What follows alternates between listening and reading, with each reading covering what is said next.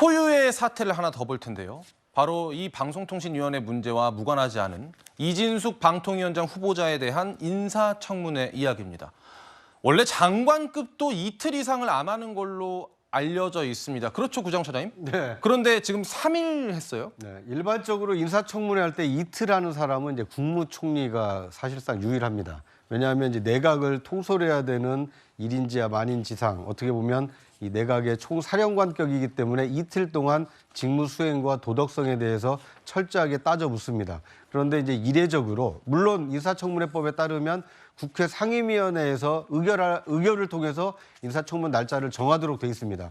그래서 관리에 따르면 하루였지만 이번의 경우에는 워낙 여야 간에 첨예한 이 대립이 있다 보니까 야당 주도로 이틀간의 청문회를 실시를 했습니다. 예. 그런데 이틀이 다 끝나가는 시점에 이 자정까지면은 이제 인사청문회가 다 마무리가 되는데 한 10분 남겨놓고인가요? 이 최민희 위원장이 인사청문 일정을 하루 더 연장하는 이 결의안을 상정시켜서 통과시킴으로써 이 사상 초유로 이 장관급 인사청문회를 3일 동안 진행하는 그 시기에 따라서는 자세한 청문을 한번 경험했다 이렇게 볼 수도 있겠지만 다른 측면에서 보면 저렇게까지 인사청문회를 해서 실효성이 얼마나 있었나 이게 상당히 논란이 되고 있는 상황입니다. 그렇다면 3일 동안 치러진 인사청문회에서 제대로 된 검증이 됐을지 이 장면 하나 보고 이야기 이어나가겠습니다. 사내에서 일어난 일에 정치보복이라는 단어를 쓰는 것은 후보자의 뇌구조에 문제가 있다고 저는 생각합니다. 저의 뇌구조에 대해서 말씀하신 부분에 대해서 사과를 원합니다. 왜요? 뇌구조가 이상하다고 생각한다는 게 사과할 일이 아닙니다. 뇌구조가 이상하다는 자, 게 어떤 여기까지 뜻이죠? 있고요. 다음으로 저의 뇌구조에는 이정현 이상이 없습니다. 위원님. 저의 뇌구조에 여기까지 하시고요. 어떤 저 이상이 마이크 있습니까? 끄세요. 저의 뇌구조에 어떤 이상이 있습니까? 예, 다소 매끄럽지 않았는데 죄송하고요. 그 뇌구조라는 말 때문에도 충돌이 있었지만 첫날 이진숙 후보자가 피켓을 이렇게 자료를 이렇게 들 때 최민희 과방위원장이 피켓을 들지 마라. 그래서 이게 피켓이냐 아니냐. 그러면 한 손으로 들었냐 양손으로 들었냐. 이걸 가지고도 좀 충돌이 있었던 거 시청자 여러분께서 기억하실 겁니다. 게다가요, 청문회가 길어지다 보니까 방통위 직원이 어지러움을 호소하면서 구급대가 출동하는 그런 일도 있었습니다. 장 변호사님, 네. 지금 일각에서는요, 이게 체력 검증 청문회가 아니냐 이런 비판도 나오거든요. 어떻게 보세요? 그런데 유의미한 성과는 있었던 것 같습니다. 그래요? 예, 방송과 통신 정책을 하는 수장 자리에 가시는 분 아닙니까? 장관급 자리고요. 4월까지 청문회를 한 부분 이례적인 거 맞습니다. 그런데 자료 협조를 이렇게 안 한 내정자가 있는 것도 상당히 이례적입니다. 왜냐하면 공직을 수행하기 위해선 과거에 어떤 경험치와 어떤 행적들이 있었는지를 점검할 수밖에 없습니다. 방송통신 문화에 대한 인식과 관련해서 특히 역사와 관련해서 는 우려를 많이 낳았죠. 좌파 영화, 우파 영화, 좌파 연예인, 우파 연예인 나눴습니다. MBC에 있을 때는 어떤 또 새로운 의혹이 나왔습니까?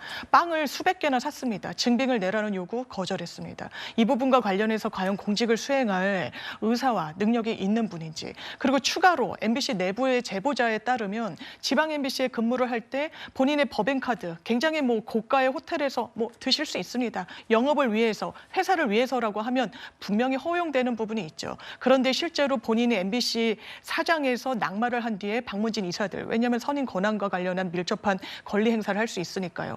이렇게 같이 식사를 굉장히 오래 했다라는 부분 의혹 새로 제기됐습니다. 정확하게 해명했습니까? 이런 부분과 관련해서 사흘도 부족했다. 이게 민주당 입장입니다. 김 부대변인님은 어떻게 평가하십니까? 네. 지금 말씀하시는 중에 이제 법인카드 문제를 좀 말씀하시지 않습니까? 그러니까 법인카드 관련해서는 MBC 사장으로서 여러 가지 광고 등 그런 걸 하기 위해서는 영업 활동을 하기 때문에 불가피하다, 그런 쪽으로 저는 이해하고 있고요. 법인카드 얘기하면서 제가 좀 드리고 싶은 게 KBS 고대영 사장이 이제 문재인 정부 들어서자마자 8개월 만에 이제 소위 말해서 쫓겨났을 때 예. 그때 이사진이 바뀌었습니다. 그때 이사진이 바뀌었을 때 강규영 이사가 소위 말해서 법인카드 문제 때문에 해임이 됐는데요. 예. 그 부분이 다른 이사, 소위 말해서 민주당이 추천한 이사보다도 되게 적은 금액인데 콕 집어서 그 부분에 대해서 감사원에서 문제 제기를 했고요.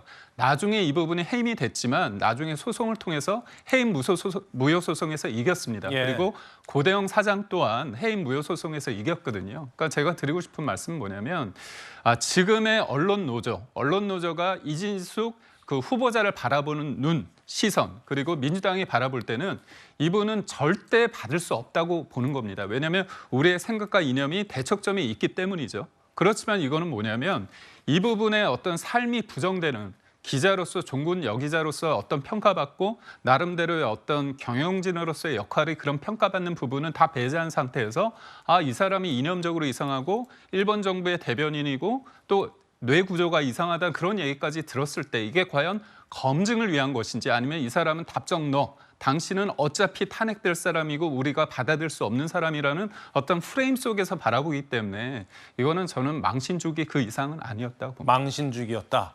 이 부분에 대한 의견 포함해서 제가 질문 하나 더 드리면은 만약에 이진숙 후보자가 임명이 돼도 즉각 탄핵하겠다는 입장인 거죠?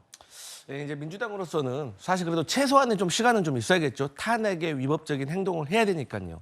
그렇기 때문에 조금의 시간은 필요하지만 아무래도 이행 체제 자체에 대해서 저희가 부적절하다고 생각을 하고 있기 때문에 아무래도 탄핵 절차에는 지체 없이 들어갈 것 같습니다. 다만 예. 이 하나는 말씀드리고 싶어요. 대한민국 국민들 그 누구에게 물어봤어. 국민들 누구에게도 위안부 할머니들의 그 과거에 있었던 일들이 자발적이었나 아니면 강제적이었나라고 물어보면 제가 생각했을 때 상식 있는 국민이라면 누구나 다 강제적이라고 저는 얘기할 것 같습니다. 하지만 이진숙 후보자는 거기에 대해서 답변을 하지 않았어요. 저는 이건 아주 큰 문제라고 생각합니다. 알겠습니다.